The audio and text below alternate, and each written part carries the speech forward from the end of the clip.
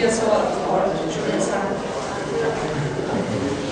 Senhor Deus, Pai maravilhoso, te dou honra, glória e louvor, Senhor.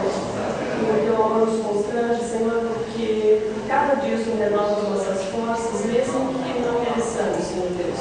O Senhor nos sustenta, o Senhor nos guarda, o Senhor nos livra do mal, Pai.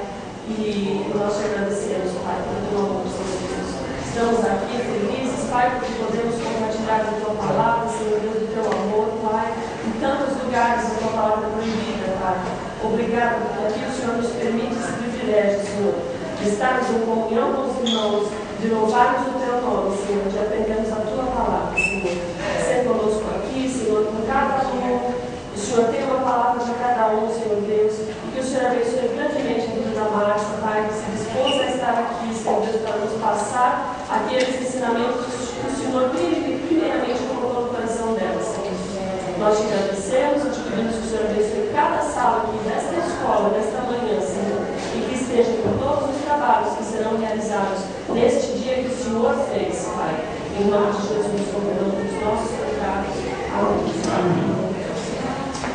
Bom, gente, o texto, o tema, que não fui eu que inventei, foi o autor, o reverendo Cláudio Matos, né? É o seguinte, de curiosidade, eu fiz umas adaptações, né? Que ao ler a lição, ao preparar a lição, nós costumamos ir dando a nossa cara também aquilo que a gente lê e produz, né? E estuda. Então eu mudei um pouquinho algumas coisas que ele propôs para aquilo que o Senhor falou ao meu coração nestes últimos dias, tá bom? Então nós vamos falar um pouquinho hoje sobre essa questão da ociosidade ou da produtividade, pensando no que a gente tem aprendido todos esses domingos aí na igreja. Na escola dominical nós temos estudado sobre vida plena com Deus, enfim, como é que a gente pode fazer para viver uma vida plena. Depois estudamos também na semana passada como salvo, como ser modelo no mundo, né? Temos visto aí nos últimos cultos a questão de como produzir frutos, de como ser um verdadeiro cristão, de como trabalhar para Deus e como guiborins, o que nós podemos fazer a serviço do nosso reino, né? E tudo isso sempre, né, dando essas voltas, falando sobre o nosso serviço, sobre os nossos dons, sobre aquilo que nós temos feito na casa do Senhor, sobre aquilo que o Senhor tem mostrado para nós como sendo aquilo que Ele quer que nós realizemos na nossa vida como cristãos. Então, a proposta da aula hoje é pensar um pouquinho nisso. Como é que a nossa vida cristã tem sido praticada? Como costuma ser a nossa vida cristã no dia a dia? O que nós temos feito, né? Como é que nós avaliamos essa nossa vida cristã? Ela é cheia de altos e baixos, como uma bolsa de valores, né? No fim de semana, nós estamos em alta, porque nós estamos recebendo muitas informações, né? A gente sai daqui repleto do Espírito Santo, dizemos que saímos daqui repletos do Espírito Santo, e quem sai repleto do Espírito Santo é porque aprendeu e pratica, né? Mas recebemos aquela energia positiva, né? Estamos bem, e aí na semana, nas primeiras dificuldades, nas primeiras provações, né? Quando o Senhor nos decepciona, né? Porque a gente tem essa mania de dizer que estamos decepcionados com Deus, não é? Muita gente diz isso na primeira aprovação, ou numa aprovação um pouco mais forte, né? Nós dizemos que Deus nos abandonou, né? Então eu me pergunto se nós realmente temos vivido uma vida cristã, porque para viver a vida cristã nós temos que ter consciência daquilo que Deus é na nossa vida, e daquilo que Ele transmite a nós, e do que nós somos como resultado daquilo que Ele tem transmitido a nós. Então, como é que tem sido a nossa vida? Uma vida cristã ociosa, e eu não digo nem de serviço, de prestação de serviço na igreja não, mas para nós, assim, no nosso dia a dia, ela tem produzido o quê? Né? Nós vivemos como aquelas impressoras, né, desligadas, né, estão lá em stand-by, ociosas, né? Ou nós temos sido produtivos, temos multiplicado aquilo que nós temos recebido no final de semana, né? Então, quando está em alta, nós conseguimos, quando estamos lá passando por dificuldades, olhar para aquele momento que nós estávamos em alta e refletir sobre aquilo que nós recebemos, ou a gente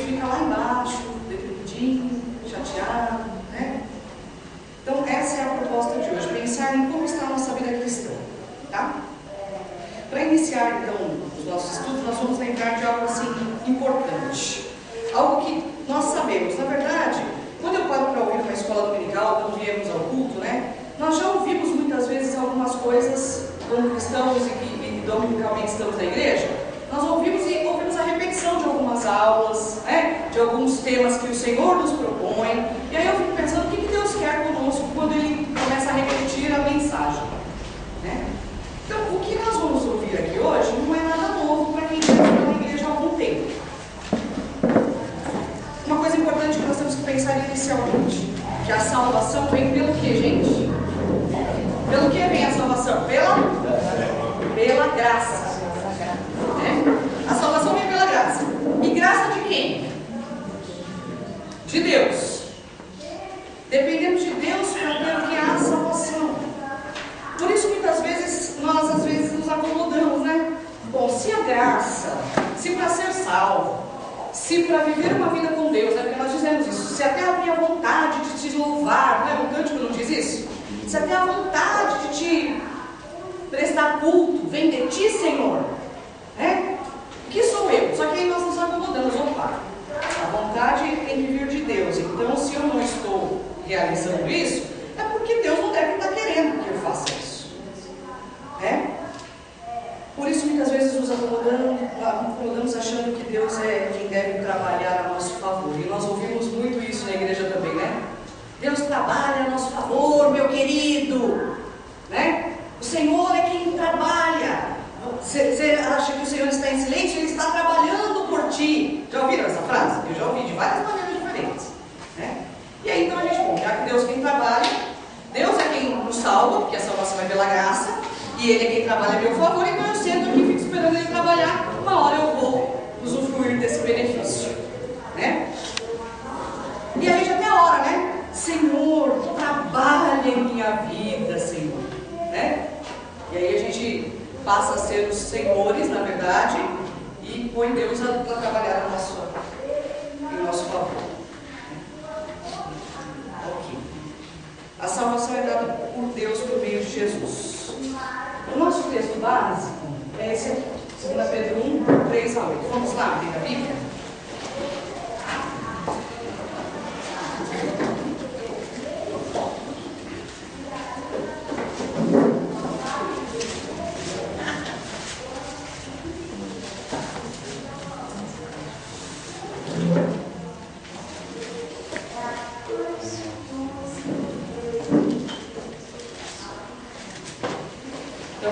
Lembrando que a salvação é dada por Deus, por meio de quem? De Jesus. Vamos lá. Vamos ler juntos aí, gente? Eu vou pedir para que cada um, na verdade, leia um versículo. 2 Pedro 1, de 3 até o 8. Vamos lá? Visto como pelo seu divino poder nos têm sido doadas todas as coisas que conduzem à vida e à piedade, pelo conhecimento completo daquele que nos chamou para a sua própria glória e virtude, pelas quais nos têm sido doadas as suas preciosas e muito grandes promessas, para que por elas nos torneis participantes na natureza divina, livrando-nos da corrupção das paixões que há no mundo. Por isso mesmo, vós, reunindo toda a vossa diligência, associai com a vossa fé a virtude, com a virtude o conhecimento. Com o conhecimento, o domínio próprio, com o domínio próprio, perseverança, com a perseverança, piedade. Com a piedade, a fraternidade, com a fraternidade, o amor. Porque estas coisas, existindo em vós e em vós aumentando, fazem com que não sejais nem inativos, nem infrutuosos no pleno conhecimento do nosso Senhor Jesus Cristo. Bom, a salvação é pela graça, mas nós temos algumas coisas que precisamos praticar para que a nossa vida seja produtiva e não sejamos o quê? Inativos e improdutivos. É o que diz o texto inicialmente, é o que nós vamos fazer link com aquilo que eu estou dizendo agora, tá? Deus nos leva a Cristo, mas nós temos nossas responsabilidades, é o que o texto diz. E como é que a gente vai fazer para praticar isso? Nós vamos ver daqui a pouco. Vamos primeiro ver o que Jesus diz aos discípulos. Em João, por favor, abra aí. 6, nós vamos ler o 37, o 38 e o 44.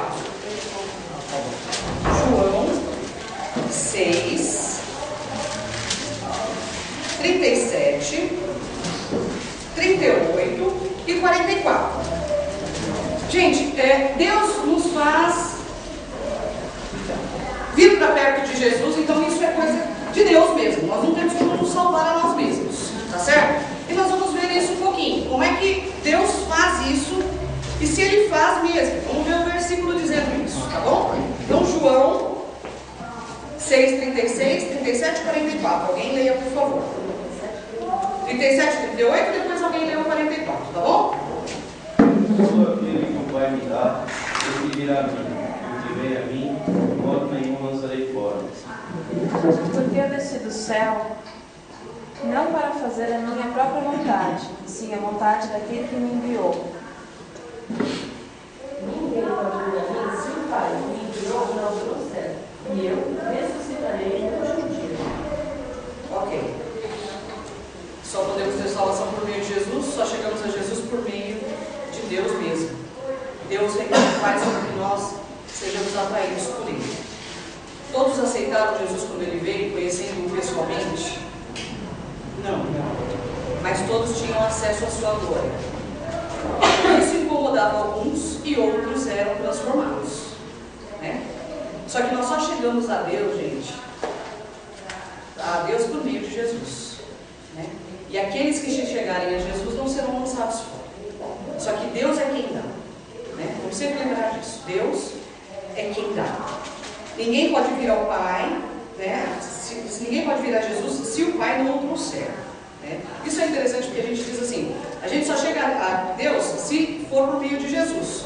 Jesus está dizendo o seguinte, ok, vocês vão chegar ao meu Pai me conhecendo. Só que vocês só vão me conhecer se o meu Pai os trouxer a mim. Então, isso tudo é para deixar claro que realmente a salvação vem por Deus e por Jesus, né? E que eles precisam fazer essa obra em nós primeiro, né? E por que eu estou dizendo tudo isso, né? Por causa de uma frase que o pastor Marra falou e que me impactou bastante na hora que eu estava lendo esse texto que ele estava propondo. Eu vou repetir a vocês esse texto agora. Olha só o que ele diz. O ser humano detesta admitir que as coisas são assim. Preferimos crer em uma doutrina que coloque o homem e sua capacidade de escolha no centro dessas decisões. Mas isso vai contra os claros ensinamentos de Cristo. Deus é quem nos atrai para si. E é verdade, né? A gente ainda ouve gente que está na igreja há muito tempo, que diz que é cristão e que lê a Bíblia, que está aprendendo e que a sua vida está sendo transformada por ela, dizendo que nós temos livre-arbítrio. Não é? Nós ainda temos livre-arbítrio. Nós não temos livre-arbítrio em coisa nenhuma. Se Deus não te levar a Jesus, você não é salvo.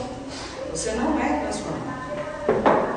Se Deus não quiser trazê-lo para Jesus, para que depois você chegue a Ele, não é uma escolha sua. Eu tinha uma séria dificuldade com isso. Até ver um caso, que era uma menina, irmã da minha colega de trabalho, que jogou do sexto andar do prédio. Só que ela sobreviveu. Mas ela queria se matar. E aí foram os pastores, conversaram com ela, aceitou Jesus, e dias depois ela morreu. E aí ela falou assim, isso não é uma prova para você? Porque, nossa, eu brigava muito com ela. Imagina, Laura, não, a pessoa aceita Jesus se quiser, não é assim, tá. Aquele Cate, não é bem assim, Deus que atrai pra si, não sei o quê. Eu falei, não, então eu quero uma prova disso. E pouco tempo depois aconteceu, eu falei, nossa, mas eu não queria uma prova assim, né? Eu queria morrer, mas não era a hora aí que eu tinha que primeiro conhecer. Nossa, mas e todo mundo que viu o caso dela, tudo que ela se jogou, falou assim, ela tá morta, não era pra ter sobrevivido. E ela viveu ainda umas 2 semanas depois disso. E foi o tempo dela se aproximar de Deus, depois, por consequência da queda, ela morreu. Gente, nós somos atraídos por Cristo, por Deus, até Cristo. E quando nós somos atraídos, a vida da gente vive uma revolução, né? Naquele primeiro momento em que nós sentimos o amor de Deus. E depois a nossa vida vai abandonando, se nós não procuramos nosso crescimento espiritual, não é? A nossa santificação. Né? Se nós não procuramos a vida santificada, e se nós não buscamos a vida em santificação, claro que muita coisa depende de Deus sim, né? A nossa vontade diária, mas Ele disse que nós temos que buscá-lo, né? Que nós temos que vigiar e orar, para que nós não caiamos em tentação. Né? A tendência de desviarmos do caminho é muito grande. Né? Mas a glória dele nos busca. Né? Jesus produziu algumas reações opostas, como eu disse para vocês. Né? Alguns receberam, outros odiaram. mas a glória dele não tinha como ser ignorada, né? Vamos lá em João 1, então, estamos em João já? Vamos em João 1,14, para ver um pouco sobre essa questão da glória ainda de Jesus e de Deus, né?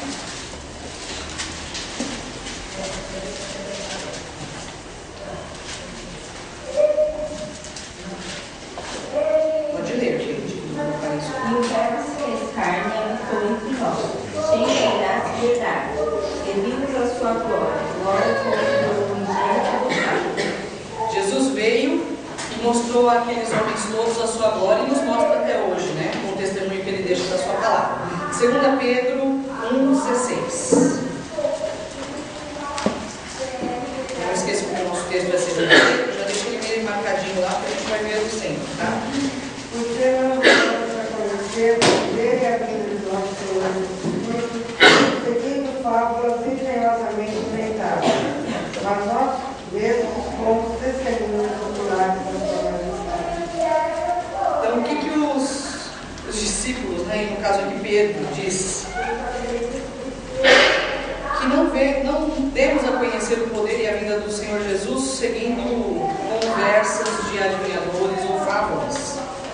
Mas eles foram testemunhas da glória de Jesus, né, da glória de Deus refletida em Jesus e da sua majestade. Então, que eles não estão falando de coisas que eles não viram e de que eles não viveram, mas que eles dão testemunho daquilo que eles vivem efetivamente, né?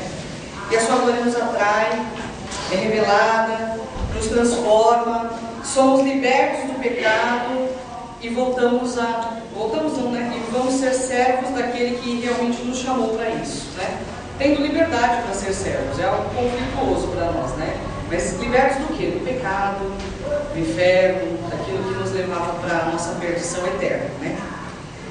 Ok, 2 Coríntios, eu quero falar com vocês muito a partir da Bíblia, porque eu acho que ela enriquece, né? Quando a gente fala muito de nós mesmos, isso não ajuda muito.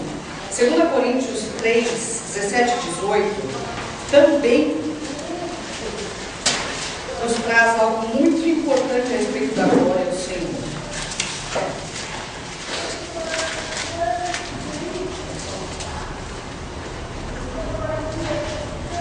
E fala também sobre essa questão da nossa liberdade, né? Vou ler para vocês, ok? Ora, o Senhor é o Espírito, e onde está o Espírito do Senhor, aí há liberdade. E todos nós, com o rosto desvendado, contemplando como por espelho a glória do Senhor, somos transformados de glória em glória na sua própria imagem, como pelo Senhor, o Espírito. Ele está dizendo do Senhor como Espírito que nos transforma. Se temos contato com esse Espírito transformador, que reflete a sua glória, nós também temos que ser como espelhos, né? Que recebem essa glória e manifestam essa glória também. As coisas precisam ser renovadas na nossa vida quando nós somos salvos. E muitas vezes nós nos mantemos iguais, né? As pessoas olham para nós e não conseguem ver diferença de nós antes de conhecermos a Cristo e quando dizemos que somos cristãos.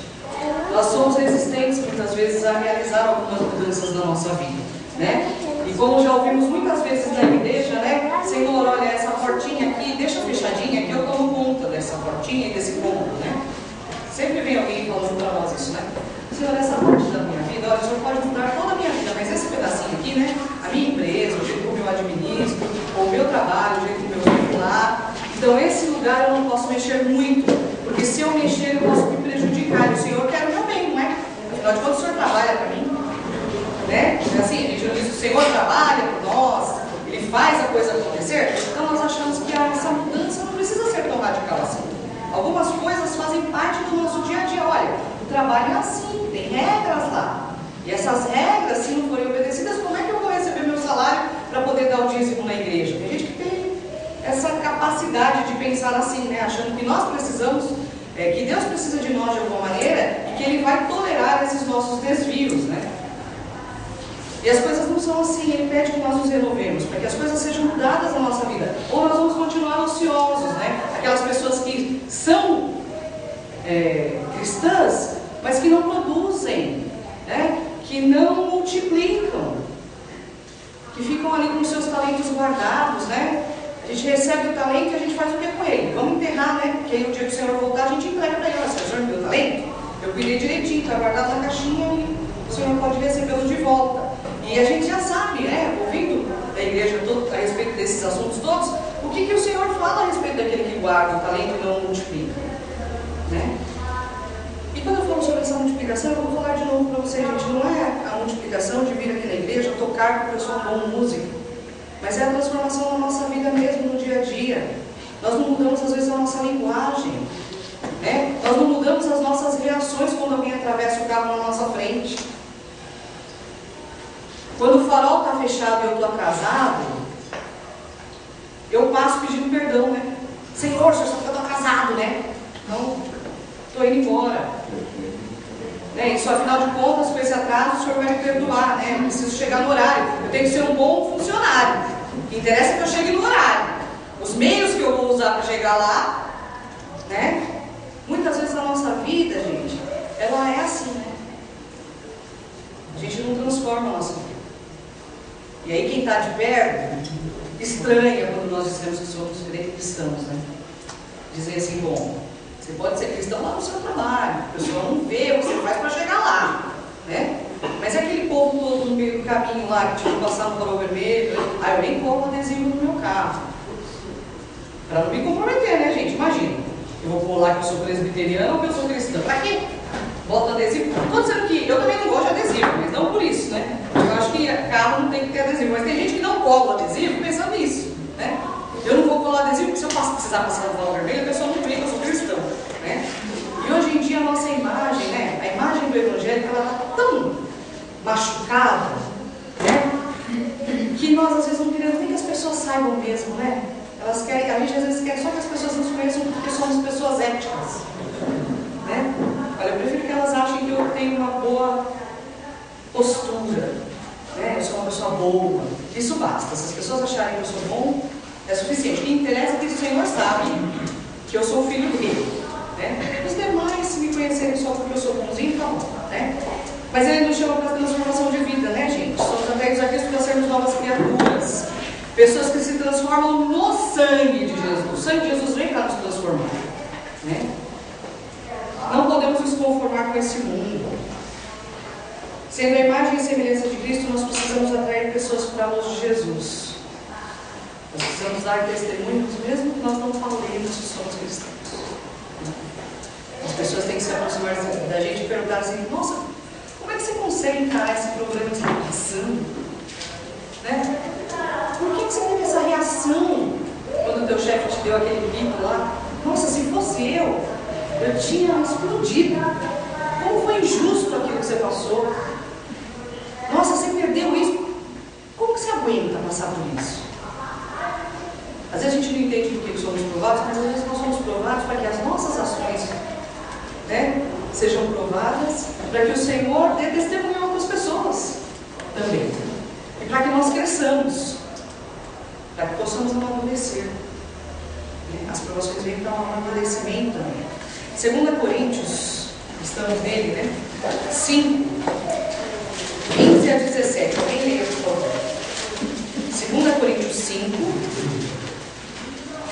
15 a 17.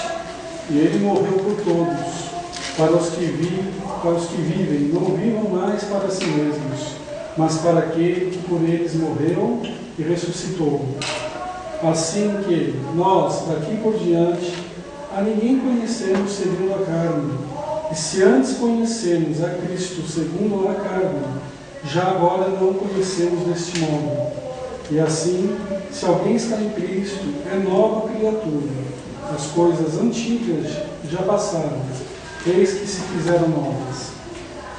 Nós precisamos nos livrar das paixões do mundo, né? O pastor Marra disse assim, também numa frase dele: desde o início do mundo somos tentados por nossa própria cobiça e ela nos leva ao pecado. E quando nós somos cobiçosos, mas eu não sou cobiçoso, eu não costumo ficar olhando o que o outro tem para querer ter também. Nós somos cobiçosos no dia a dia. Se alguém vai melhor do que a gente no trabalho, o que a gente faz? Puxa, ou eu preciso melhorar nisso, ou eu preciso mostrar o que eu sei, né? O pessoal não está vendo. Ou a gente sente inveja, né? Isso também é cobiça. Puxa, eu também poderia ter feito, só não me foi dada a oportunidade. Não é assim que a gente acha, né?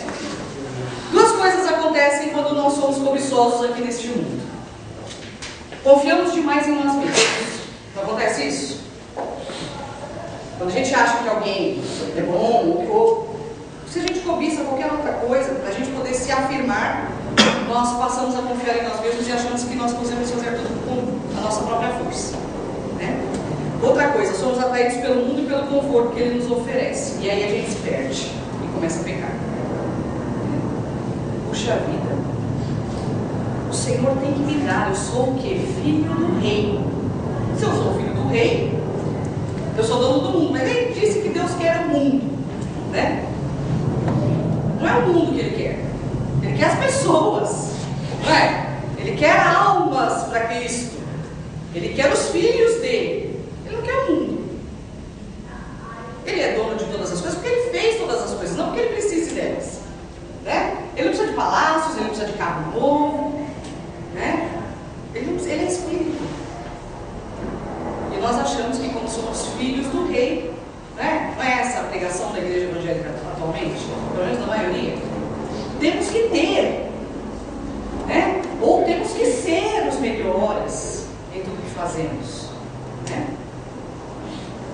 Isso tudo, gente, contradiz aquele texto inicial que nós vimos lá, que ele fala sobre piedade, sobre fraternidade, sobre doação, né? O Senhor nos chama para servir. Ele veio aqui e disse num dos versículos que nós lemos, né, Jesus?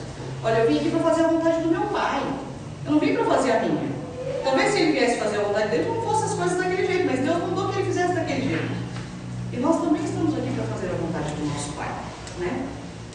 Mas nós somos atraídos pelo conforto. Atualmente é isso que nos interessa, não é? Puxa vida, nesse sol, como eu queria ter uma casa de praia, né? Ou como eu queria ter um amigo tão chegado a mim que achasse que a casa de praia dele também é minha, né? E me amasse a ponto de me dizer, olha, vá lá, aproveitar este momento de calor, né? Para que ficar num ambiente fechado, sofrendo, né? A gente está trabalhando no escritório, não é assim também às vezes? Puxa, esse solzão podia estar numa piscina, né? Estou aqui trancado nesse escritório, nesse fundão aqui, né? Nós trabalhamos num prédio bem quente lá no Case. Às vezes quando o pessoal fala, puxa, como eu queria estar lá no prédio T, que era chamado prédio T, né? Prédio novo. Todas as salas têm ar-condicionado, a gente aqui. Se liga o ar-condicionado, faz barulho, não esfria, né? Estamos aqui com esse ar-condicionado quebrado, velho. Quando é que alguém vai olhar para nós? A gente sempre quer conforto. E o cristão acha que quando ele se converte, ele tem que ter conforto, né? Até para vir à igreja ele quer conforto, quer o banco acolchoado. Porque esse banco duro para aguentar esse tempo, esse pastor falando, não vai dar. Aí você recebe o banco acolchoado e dorme, né, dentro da pregação. Não é assim que acontece? Ou então reclama, né? Puxa, quando é que vão ligar esse ar-condicionado? Esse banco acolchoado está me deixando com calor, né? Não é assim? Antes estava o banco duro, aí eu quero um fofinho, agora tem um fofinho, agora preciso do ar-condicionado, né? E quando vier o ar-condicionado? O que será que nós vamos querer, né? Seja 22 graus, por favor. Tem que ter a temperatura certa ainda, né? E no lugar onde eu estou não pode vir o vento direto, tem que ser desviado. Eu quero que chegue só um friozinho, não aquele vento na minha cara. É assim que a gente faz? Nunca tá bom. Nunca tá bom, porque afinal de contas nós estamos aqui para sermos servidos, é isso, né? Tudo que nos atrai, nos leva para longe de Deus e da cruz de Cristo nos faz pecar, gente. Vamos lá, Tiago 1, 14, 15.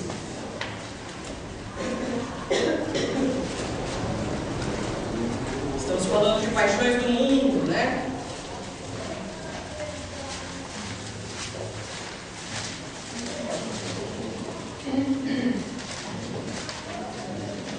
Quem leia, por favor? Um corajoso leia Tiago 1, 14, 15. Ao contrário, cada um é tentado pela sua própria cobiça. Quando está o altar e seduz, então a cobiça, depois de haver concebido, dá à luz o pecado, e o pecado, uma vez consumado, gera a morte. Gente, cada um é tentado pela sua própria cobiça, viu? Não é pela cobiça do outro, não. A cobiça é tua mesmo, tá? E ela o atrai e seduz. E aquela força que você achava que tinha em você mesmo, né? A cobiça, depois de ter haver concebido, porque depois que você deixa dominar, né, a sua vida, ela consegue lhe dar luz ao pecado. Aí você peca. Você deixa ela agir na sua vida e peca. E o pecado, uma vez consumado, gera a morte. Precisamos nos livrar das paixões do mundo. É por isso que a nossa vida cristã é abalada, gente. Quando a gente deixa a cobiça tomar conta, nós vivemos em pecado. E aí nós não conseguimos mais enxergar a Deus, porque o pecado nos faz ficar cegos, né? Nós vivemos com o pecado e aí não conseguimos ver mais nada na nossa frente. E aí nós não enxergamos a Deus. Não conseguimos sentir a glória de Jesus.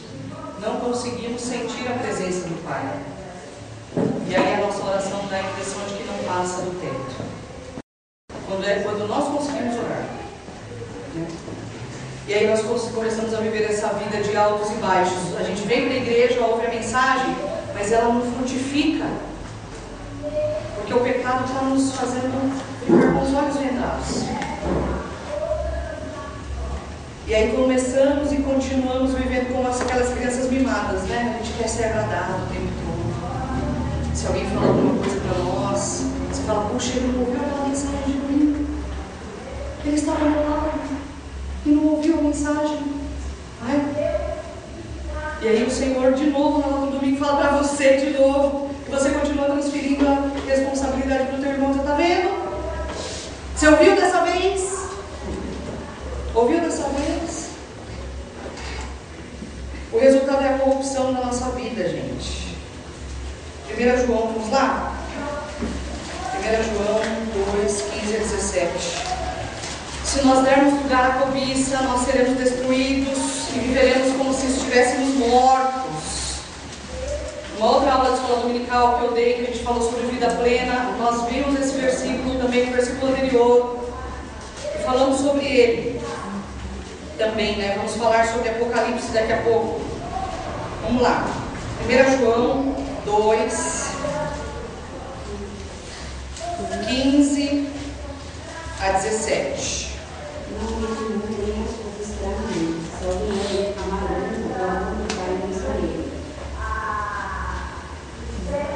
Pode continuar.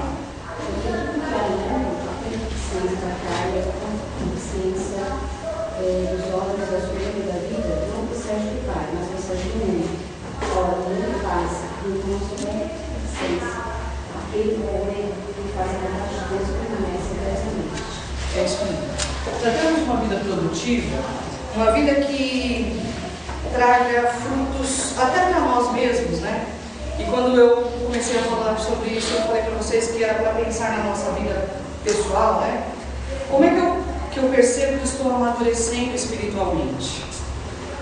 Quando tudo aquilo que eu ouço e tudo aquilo que eu pratico transforma a minha vida e eu estou pronto para lutar e passar pelas adversidades, né? E aí, temos ouvido isso, e no acampamento nós ouvimos muito isso, né? Temos que pensar naquilo que é do alto, né? Aquilo que Deus tem preparado para nós, ter uma visão do reino, e a partir da visão do reino, pensar na nossa vida. Nós só teremos essa visão do reino, de que nós vivemos essa vida aqui, aguardando a nossa casa, se nós não vivermos essas paixões temporais. A gente vive querendo ter as coisas do mundo, vive querendo usufruir das coisas que nós temos do mundo. Isso tudo passa, é o que o versículo disse agora, não é? O mundo passa, bem como a sua concupiscência, como tudo aquilo que nós queremos passa. Aquele, porém, que faz a vontade de Deus vai permanecer eternamente, né? Aquele que conseguir crescer, se aproximar, manter-se ligado ao Senhor, permanecerá eternamente. Não podemos viver como se estivéssemos mortos. Vamos lá para Apocalipse, gente. Apocalipse 3. Amando o mundo, a igreja se corrompe. As famílias são destruídas e sofremos a distância do amor de Deus. Então nós vamos pensar nessas três coisas. Quando a gente ama o mundo, a igreja se corrompe. Nós todo dia estamos falando que queremos uma igreja melhor, né? Mas isso tudo depende de nós também. As famílias são destruídas. Porque quando a gente não mantém os olhos em Cristo, nós nos perdemos e o nosso pecado nos vende os olhos. E nós sofremos a distância do amor de Deus. Apocalipse 3, versículos 2 e 3. Ser vigilante e consolida o resto que estava para nós, porque não tem achado íntimas as tuas obras, a presença do meu Filho. Lembra-te, pois, do que tens recebido e ouvido, guarda o que arrependi. Porquanto, se não vigiares, virei como ladrão, e não conhecerás de modo algum em que hora virei contra ti. Gente, eu acho esses dois versículos tão complicados. Essa carta à igreja de Sardes aí, ela é muito forte, né? Todas elas são, né? Mas essa me faz pensar muito, porque ele fala o seguinte, que no versículo 1 ainda, na segunda parte, ele diz assim, que ele conhece as obras, né? Ele fala assim, eu conheço as tuas obras. E o Senhor, ele nos vê, né? Ele vê através de nós, né? Então ele fala o seguinte, olha, eu estou vendo as tuas obras e que você tem nome de vivo, e você está morto, né? Você fala por aí que você é meu filho, que você é um cristão, né? Vive nesse sentido de que você é transformado, você tem a vida eterna, mas você vive como se estivesse morto. Seja vigilante, consolide o resto que estava para morrer. Se tem coisa em você que precisa ser restaurada, restaure, está na hora de restaurar. Porque eu não tenho achado íntegras as tuas obras na presença do meu Deus. Lembra-te, pois, do que tens recebido e ouvido. Guarda-o e arrepende-te. Gente, a gente está no tempo. Parece que Deus está chegando, né? Que Ele está voltando a qualquer momento. E quando eu ouço e leio essas mensagens, eu fico muito mexida, porque eu fico pensando se eu vou estar pronta na hora que o Senhor chegar. Se eu não vou estar olhando meu próprio umbigo e vivendo a minha vida como se tivesse que desfrutar deste mundo aqui. Só não tenho medo de ser deixada para trás porque eu sei que o Senhor realmente me salvou. Mas eu não mereço nem a favela do céu. Né? Tem gente que espera ter por aí línguas de ouro e ter palácio. Se o Senhor me der um quartinho, eu vou ficar feliz. Né? Porque como nós nos desviamos do caminho e como nós não fazemos a vontade do Senhor na nossa vida, como nós vivemos essa vida aqui como se não fôssemos do Senhor. Nós vivemos para nós mesmos e vivemos cobiçando o tempo todo. Por isso que a igreja não vai bem, por isso que as famílias são destruídas, por isso que nós sofremos a distância do amor de Deus. E não é Deus que se afasta de nós, né? Isso que é terrível. Quando a gente pensa que a gente sofre essa distância do amor do Senhor, de quem que é a culpa? O Senhor está aqui com a gente o tempo todo. Quando a gente chora mais alto, Ele faz igual a mãe, né? Estou aqui! Né? Porque tem hora que a gente não percebe a presença do Senhor e aí a coisa despenca nas nossas costas, né? E aí a gente chora com vontade. Aí o Senhor fala, estou aqui do lado, né? Não é assim que acontece com os filhos? Tem aquele pensamento ruim à noite, né? A gente sabe que a mãe está ali do lado, que o pai está ali do lado, né? Mas aí a gente dá aquele grito, que dá a impressão de que a gente está sozinho, e aí a gente sente o conforto da mão. Eu estou aqui, não sai daqui em nenhum momento, né? Eu sei que se distanciou de mim. Ai, gente, é duro falar sobre isso, sabia? Duro, não é fácil não. Vamos voltar lá para o nosso texto básico, segunda-feira. A partir do verso 8, gente, o texto fala sobre os resultados de uma vida que se afasta do mundo e se aproxima cada vez mais de Cristo. Só que para isso nós temos que ser diligentes, o texto fala. E o que é diligente, né? Eu estava lá estudando e Maurício, o que você entende como diligente, né? Eu estudando no canto da casa e ele estudando no outro para preparar a aula dele. O que é diligente nesse texto, né? E aí lembro também o texto que eu estava me propondo falar com vocês hoje. Falou, a gente tem que ser forte, lutar, né? Insistir. Temos que temos que nos esforçar. E só assim é que nós seremos produtivos, tá, gente? Vamos lá. A partir do verso 5 lá. Vamos lá, deixa eu achar no meu texto que eu fiquei falando aqui, não abri lá. 2 Pedro 2, 3 a 8. Vamos pensar a partir do verso 5, o que nós temos que fazer para sermos praticantes, para que possamos progredir na graça, para que deixemos de ser ociosos e possamos ser produtivos. Então nós vamos fazer isso devagarzinho, tá bom? Verso 5. Alguém leia para mim, vamos ler juntos aí. Vós reunindo toda a vossa diligência, associai com a vossa fé, de virtude com a virtude, conhecimento. Olá, então olá. Por isso mesmo, vós, reunindo toda a vossa diligência, sua força, seu esforço, né? Associai a fé. Temos que ter fé para sermos produtivos.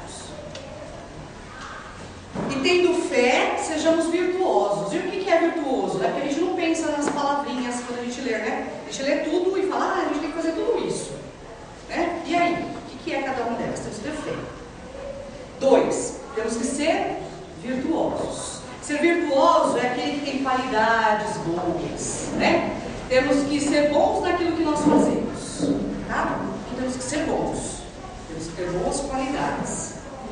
E aí, tendo essa virtuosidade toda aí, temos que ter conhecimento, né? Ele diz aí no finalzinho, com a virtude, sendo bons, sejam sábios, sejam conhecedores. Temos que ter conhecimento, temos que estar capacitados para poder conseguir viver essa vida cristã. Temos que nos capacitar para isso. Capacitar conhecendo o Senhor. Conhecendo o Senhor tem que ter Bíblia na cabeça, né?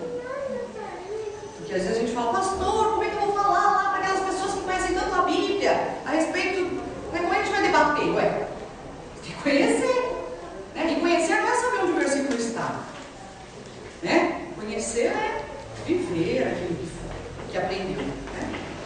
Temos que estar capacitados para então saber o que estamos fazendo, podendo assim escolher o que é certo. A gente só consegue escolher o que é certo se formos sábios e tivermos conhecimento daquilo que Deus quer para nós, tá? Verso 6. Por favor, alguém? Com conhecimento, domínio próprio, com domínio próprio a perseverança, com a perseverança a piedade. Ok, temos algumas outras palavrinhas aí. Domínio próprio. Como é que é esse domínio próprio? O Senhor disse que não é para a gente não confiar no nosso próprio braço, não é? E aí como é que a gente faz para ter domínio próprio? Bebe um copo de água, conta até 10. Conta até 10? Ai, olha, não vou pecar. Traz um copo d'água aí e vou contar até 10 para não pecar. Não. Nós temos que ser submissos à vontade do Senhor, gente. Fazer o que Ele quer que nós façamos, né? Temos que viver o efeito da presença de Deus na nossa vida. Se nós não somos transformados, a gente vai xingar no farol quando alguém passar por nós. Não é? Se a nossa vida é transformada, nós não precisamos pensar nem, nós não pensamos mais nesse palavrão que nós falaríamos, né? Não pensamos. Né? Domínio próprio é isso. Estar tão envolvido no conhecimento de Deus, saber tanto qual é a vontade dele para a nossa vida, que nós fazemos naturalmente. Por isso é que nós somos virtuosos. Né? Uma coisa está ligada à outra, por isso que ele fala, com isso, aquilo, com aquilo, né? É tudo uma coisa ligada à outra. Vida transformada produz frutos assim, né? Então assim, é meio redundante as palavras. A gente pensa nelas isoladamente, para a gente ver como tudo se encaixa, né? Ok. E tendo perseverança, mantendo-nos firmes, né? Aceitar de forma corajosa tudo que a vida nos traz, né? A perseverança é isso, né? A vida nos trouxe momentos de dificuldade, passamos por uma aflição terrível, mas nós estamos firmes, porque nós temos esse domínio próprio e somos perseverantes, aproveitando as situações para crescer e amadurecer. Já disse isso, né? A gente passa por uma situação difícil, tem que amadurecer e crescer. Né? Quando as coisas vão bem, lógico, né? Quando a gente recebe a aguinha fresca e no momento de sede, né? É bom. O duro é ficar com sede um tempão e não ter onde buscar água. Né? Nós temos que ser firmes, né? O Senhor Jesus, ele foi perseverante no momento da tentação, né? Porque o corpo dele precisava de algumas coisas, mas ele sabia que aquilo ali ia passar, que tinha coisa esperando por ele muito melhor. Então ele não precisava cair em tentação, não é? Meu pai é dono dessas coisas, eu posso ficar sem elas um pouquinho, daqui a pouco eu tomo água, não tem problema. Eu estava com sede, Senhor, eu te dou comida. Não, obrigado, eu passo. Né? E às vezes a gente não consegue fazer isso, né? Ok, vamos continuar então, gente. 7. Com a piedade, a fraternidade, com a fraternidade, o amor. Gente, eu acho essa parte aqui a parte mais difícil do texto que eu estudei aqui. Vendo as palavrinhas uma por uma. Ser piedoso, né? Ter consciência de Deus em todos os aspectos da nossa vida. Então, ser piedoso não é só ser aquele cristão que vem à igreja sempre, chega na hora, senta no banquinho lá, todo mundo já sabe, olha, aquele homem é piedoso, aquela mulher é piedosa. Chega sempre, senta naquele lugarzinho, né? Presta seu culto, não falta nenhuma reunião. Não é isso, é conhecer, ter consciência de Deus em todos os aspectos da nossa vida e viver a vida plena em Cristo. Isso é ter piedade, ser piedoso. Né? E a fraternidade, gente, que ele fala aí? Fraternidade é amar o próximo, não é isso? Como é difícil, né? Amar o próximo. Porque, como cobiçosos e amantes de nós mesmos, a gente geralmente quer ser atendido primeiro. Se sobrar um restinho, eu te dou, tá bom? A gente faz isso desde pequenininho, não é assim? Até para tomar o Yakult com a minha irmã, eu lembro que a gente ficava disputando quem estava tomando primeiro. Então eu dava um golinho e esperava ela tomar um golão. Se ela não puder, ficava aquela coisa, né? A gente era eterno aqui. As duas com canudinho esperando. A gente queria que o outro sofresse, né? O seu acabou, eu tenho, você não tem. Né? Não é assim que a gente faz. Na nossa vida, no dia a dia, não é assim? A gente fica lá, né? Tomara que acabe logo dele, para eu dizer que eu tenho e ele não tem mais.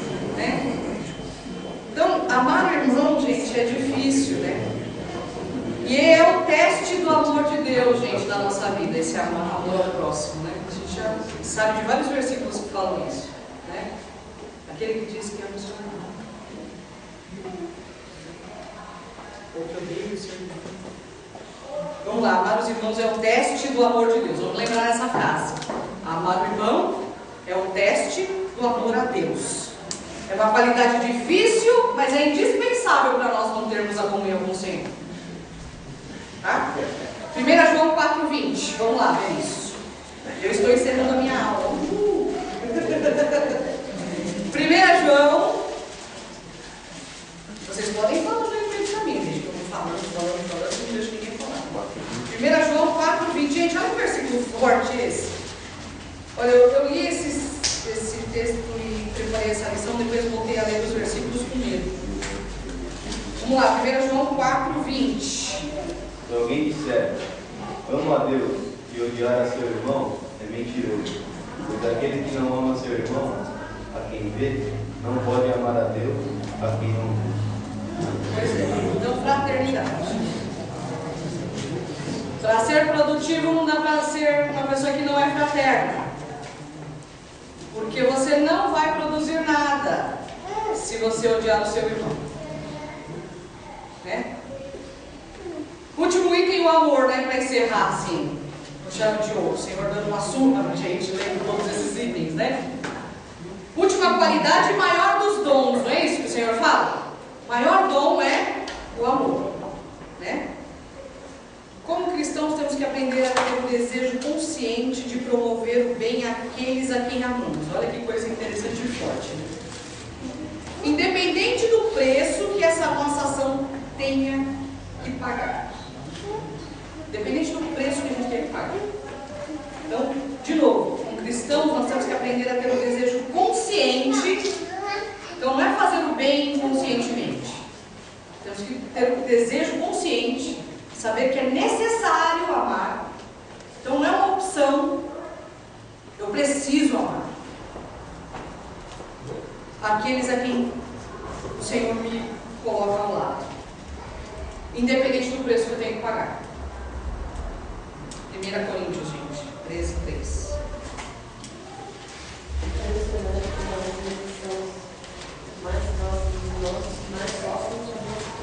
Nossas atitudes. 1 Coríntios 13:3.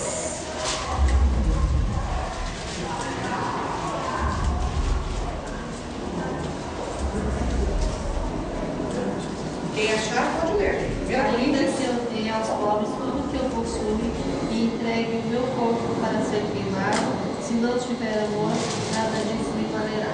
Então, gente, ainda que você distribua todos os seus bens e entregue o seu próprio corpo para ser queimado, se não tiver amor, perfeito. Tá? Resultados, então, de tudo isso que a gente está fazendo aí, que a gente sabe que tem que fazer. Vamos voltar lá, 2 Pedro, para a gente fechar nossa aula. Concluindo lá, 2 Pedro 1, lemos de 3 a 8, vamos ler agora os textos restantes até o 11, tá? Alguém leia para mim o 8. Porque se essas qualidades existirem e estiverem crescendo em sua vida, elas impedirão que vocês, com pleno conhecimento de nosso Senhor Jesus Cristo, sejam inoperantes e improdutivos. Continue. Pois aquele a quem essas coisas não estão presentes é cego, vendo o sol que está perto, esquecido da purificação dos seus pecados de outrora. 10. Por isso, irmãos, procurai, com diligência cada vez maior, confirmar a vossa vocação e eleição, porquanto, procedendo assim, não tropeçareis em tempo algum. E 11 para fechar. Porque assim é que vos será amplamente suprida a entrada no reino eterno de nosso Senhor e Salvador Jesus Cristo. Porque só desta maneira é que você será amplamente suprida a entrada no reino de nosso Senhor e Salvador Jesus Cristo. Texto curtinho, né, de Pedro? Pensando nele assim, ponto a ponto, a gente consegue entender como é que a gente faz para ser produtivo. Eu quero deixar um texto aí que eu gosto muito, que a Maria Alice lia desde pequenininha, que nós aprendemos com a avó Maria, e que toda vez que eu ficava com preguiça de fazer alguma coisa, e até hoje acontece isso, fica batendo na minha cabeça, tá? Então eu vou jogar ele na cabeça de vocês também. Provérbios 6. Vamos lá, para encerrar. Aí você faz o favor de imprimir e pôr no teu vidro do banheiro, espalhar pela tua casa, né? Provérbios 6. Gente, esse provérbio é terrível. Provérbios 6. 9 a 11 só. Depois você lê de 6 a 11, tá bom? Pra você sofrer um pouco mais. Vamos ler só de 9 a 11? Pra gente fechar a aula e orar para encerrar, tá bom? Vou ler para vocês, tudo bem? Ai, lendo a gente grava, gente. Acho que vou deixar vocês, vamos ler junto? Porque assim, você sabe, né? Quanto mais você lê, se você lê alto, mais ele fica na tua mente, né? Então, vamos ler junto, tá bom? Se você tiver a linguagem aí atualizada, melhor. Lê com o seu vizinho se você não tiver, para não ficar aquela bagunça, né? Então lá, do 9 ao 11, vamos lá? Ó preguiçoso, até quando ficarás deitado? Quando te levantarás do teu sono? Um pouco para dormir, um pouco para bosquejar, um pouco para cruzar os braços em repouso. Assim sobrevirá a tua pobreza como um ladrão e a tua necessidade como um homem armado. Obrigada. Que Deus abençoe a vida de vocês. Que o Senhor transforme a nossa vida e nos faça produtivos, porque nós precisamos de Deus, gente. E sentir que Deus está longe é uma das piores coisas que tem em nossa vida. Nós precisamos do Senhor a cada dia na nossa vida, e para isso a gente precisa produzir. Vamos orar. Senhor, nós somos gratos porque o Senhor nos escolheu para estarmos na sua casa nesta manhã. Sabemos, ó Pai, o que temos que fazer e não fazemos, e sabemos que nisso nós estamos pecando, Senhor. Abençoe a nossa vida. Nos ajude, Senhor, a realmente sermos transformados pelo Teu Espírito e a refletirmos a Tua glória. Sabemos que o Seu Filho, ó Pai, morreu por nós e que o sangue dele nos transformou. Mas nós precisamos amadurecer, Senhor, crescer, para sermos, ó Pai, chegarmos próximos, pelo menos, aquilo que o Senhor Jesus foi em nossa vida, um exemplo. Nos abençoe, Senhor. Nos perdoe pela nossa preguiça, pela nossa indisposição, Senhor, e pela cobiça dos nossos corações. Te peço que guarde a vida de cada irmão meu, ó Pai, que está aqui nesta manhã, que me ouviu, ó Pai, me conhece, sabe quanto eu sou pecador e quanto eu não atinjo nenhum desses patamares, Senhor Deus. Me perdoe por sermos instrumentos usados por Ti nesta manhã, porque é vergonhoso isso, Senhor, saber o que temos que fazer. Nos ajude, Senhor, a melhorar cada dia. Nos ajude, Senhor, a sermos realmente novas criaturas. Guarda-nos, ó Pai, nesse instante de dia. Nos prepare para o corpo, ó Pai, para que estejamos limpos e possamos prestar a Ti toda a honra, todo o louvor e toda a glória. Nós te pedimos, ó Pai, tudo isso em nome de Cristo Jesus, que nos salvou, ó Pai, porque o Senhor não veio aqui para nos escolher. Amém. Obrigada, gente.